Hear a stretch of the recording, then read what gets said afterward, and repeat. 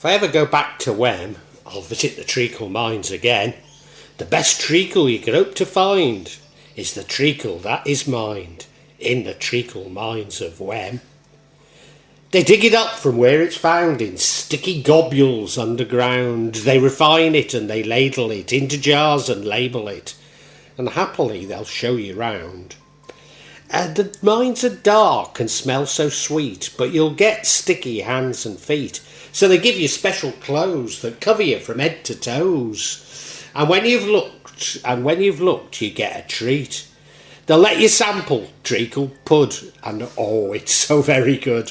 And toffee apples you will find with toffee of the richest kind, made from Wamm treacle as it should. The next time I go back to Wamm, I'll visit the Treacle mines again. The best treacle in the world you'll find is the treacle that is mined in the Treacle mines of Wamm. And that was by Elizabeth Leaper from a book, Barking at Nothing. And isn't it lovely?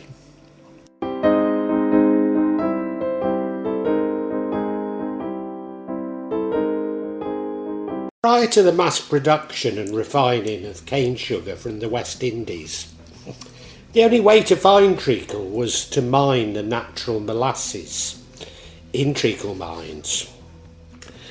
Black unrefined treacle forms from fossilised beds of sugarcane or ancient sugarcane, little like oil, and will often rise to the surface.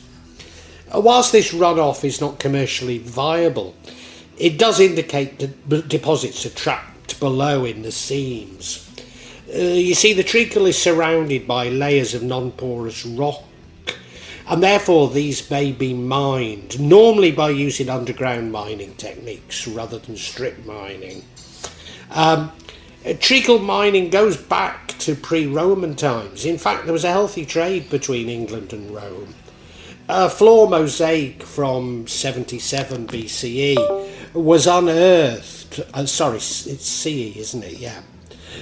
Was unearthed depicting treacle mining and refining.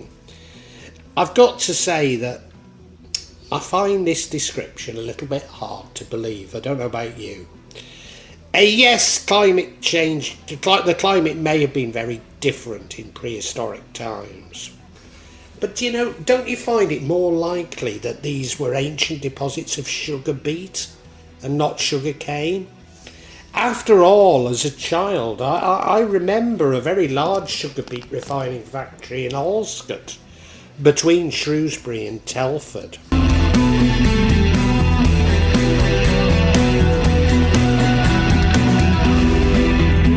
Wamm's name is derived from the Old English Wamm, meaning marsh, as marshy land exists around the town. The town is recorded in the Domesday Book and consists of 4 manors. In 1202, when Wamm became a market town, Wamm supported the parliamentarians during the Civil War. Indeed, there was a parliamentarian garrison in the town, supported by a garrison at Stoke. It was attacked by Lord Chapel, but the town held off the attackers. But in 1655, a fire destroyed many of the wooden buildings in the town. I thought that Wamm's parliamentary support was due to Colonel John Benbow being from the town, but I find that he's actually from Newport, Shropshire. Nevertheless, I'm sure that it's he that took charge of the garrison. Nursery-man Henry Eckford cultivated the first commercial sweet pea in the town, named the Eckford Sweet Pea. Thus, in Victorian times, the town was widely known as Wamm, where the sweet peas grow.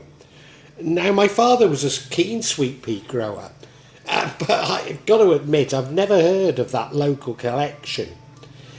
Brewing was initially a cottage industry and had been carried out in Wamm from at least 1700. But by 1900, the Shrewsbury and Wamm Brewery Company traded on a scale after acquiring a brewery in Noble Street, previously run by Charles Henry Kynaston. The company was taken over in turn by Greenall, Whitley and Company of Warrington. Of course, Kynaston is a famous family across North Shropshire from Myddle Castle, not least due to the antics of Wild Kynaston of Nescliffe.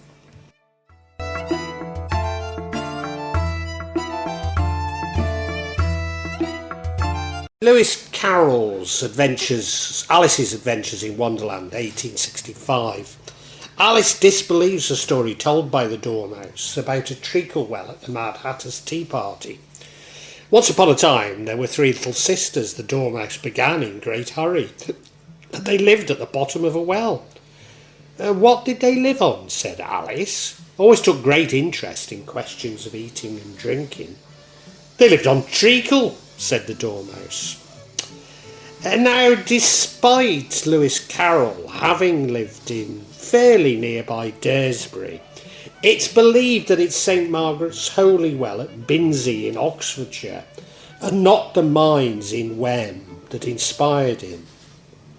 Terry Pratchett wrote of a treacle mine in The Reaper Man in 1987 and Night Watch 2002. In the fictional Discworld of Ankh-Morpork, there's a street named Treacle Mine Road, with the current watch house analogous to a police station, found in the building formerly housing the entrance to the Treacle Mine. Extensive treacle and suet mines also feature in the background to The Fifth Elephant, 1999.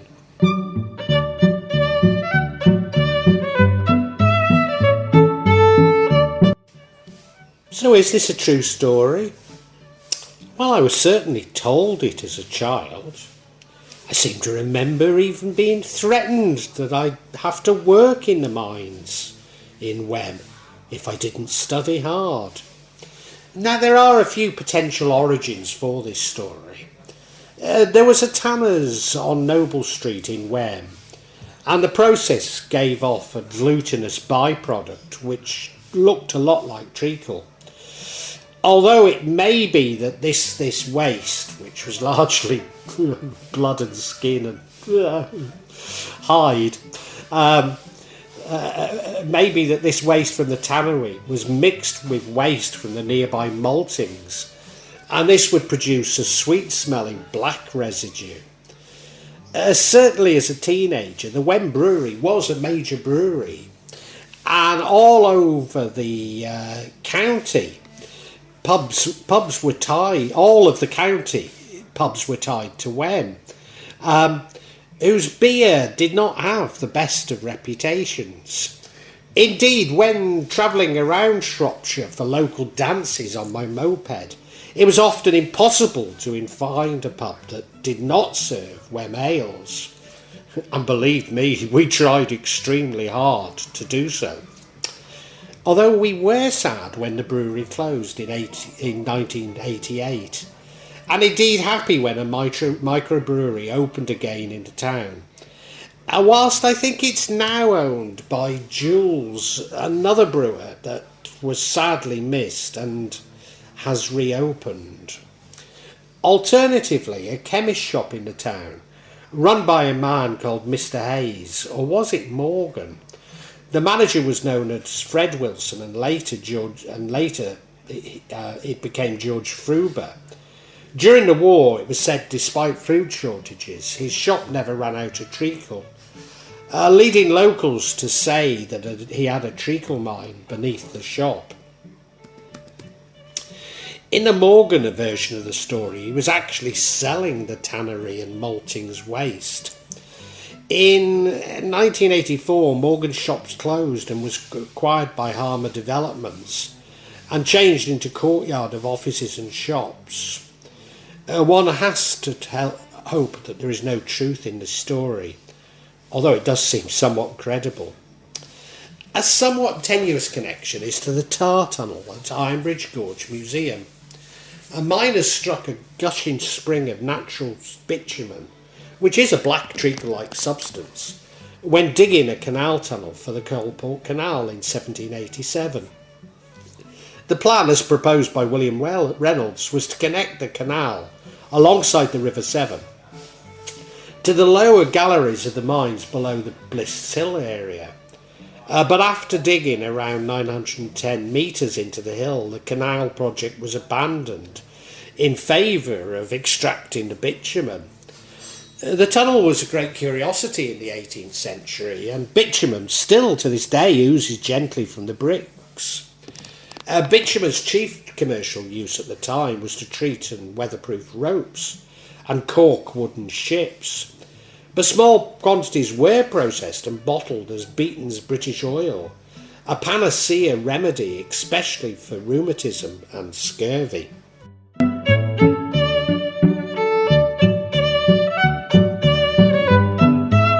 are many stories of treacle mines all around Britain. In 1853, when 800 British Army soldiers were camped at Chobham Common, the camp included storehouses containing barrels. When soldiers left for the Crimea War and the site was dismantled, they buried the barrels to avoid having to remove them. Some of these barrels contained treacle, and Chobham villagers who discovered and removed these were called the treacle miners as a joke. And now, after I left university, I got a job fairly locally to Shrewsbury. Not that locally, I had to live in Wolverhampton. But then my job sort of disappeared, but I was sort of promoted or shifted. Anyway, I became a sales representative. And my first true area, I was given the southeast of England, not including London. And I was in Surrey, and I was lost in Chobham. And I'd actually pulled up at a crossroads because I got confused because of quite close to Chobham is a place called Cobham. And I got confused between the two. But I was pulled up at a T-junction. Now, that is really illegal to pull up at a T-junction and look at a map, even though it was a very quiet road and there wouldn't have been any harm.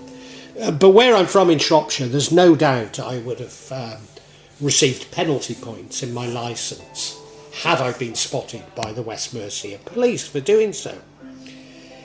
So, well, I couldn't believe it. A policeman on a bicycle. Now, I hadn't seen a policeman on a bicycle since I was a very young child, with a cape, with a cape over his bike and his big hat on.